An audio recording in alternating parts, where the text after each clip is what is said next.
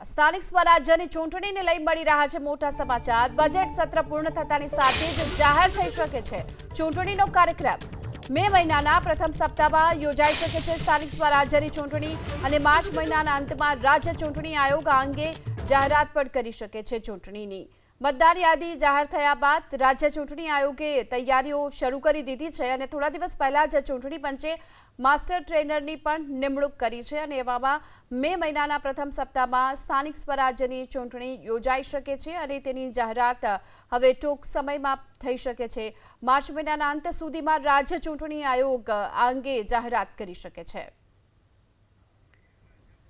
વધુ વિગતો મેળવીએ સંવાદદાતા હિરેન રાજગુરુ આપણી સાથે જોડાઈ ચૂક્યા છે।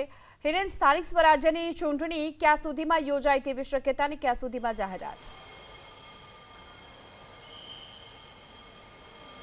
ગીતા, સ્થાનિક સ્વરાજ્યની સંસ્થાઓની ચૂંટણી ડ્યુ થઈ ચૂકી છે, પરંતુ જે મતદાર યાદી છે તે મતદાર યાદી સુધારણા કાર્યક્રમ અંતર્ગત સ્થગિત કરવામાં આવી હતી અને હવે આખરી મતદાર યાદી પ્રસિદ્ધ થઈ ગઈ છે, જેના કારણે ગુજરાતમાં મોટા પ્રમાણમાં સ્થાનિક સ્વરાજ્યની સંસ્થાઓની ચૂંટણી યોજવા માટેનો માર્ગ મોકળો થઈ ચૂક્યો છે અને આ અંગેની તૈયારી પણ રાજ્ય ચૂંટણી આયોગ દ્વારા શરૂ કરી દેવામાં આવી છે। જે પ્રમાણે સૂત્રો પાસેથી માહિતી મળી છે એ મુજબ મે મહિનાના પહેલા અઠવાડિયામાં સ્થાનિક સ્વરાજ્યની સંસ્થાઓની ચૂંટણીઓ યોજાઈ શકે છે અને આ અંગેની જાહેરાત રાજ્ય ચૂંટણી આયોગ માર્ચ મહિનાના અંતમાં કરે તેવી પૂરેપૂરી શક્યતા સૂત્રો દ્વારા વ્યક્ત કરવામાં આવી છે। સૂત્રોએ ત્યાં સુધીનો દાવો કર્યો છે કે અત્યારે ગુજરાત વિધાનસભાનું બજેટ સત્ર ચાલી રહ્યું છે અને જેવું આ બજેટ સત્ર પૂર્ણ થશે કે રાજ્ય ચૂંટણી આયોગ એ સ્થાનિક સ્વરાજ્યની સંસ્થાઓની ચૂંટણીઓની જાહેરાત એટલે કે એનો કાર્યક્રમ જાહેર કરશે।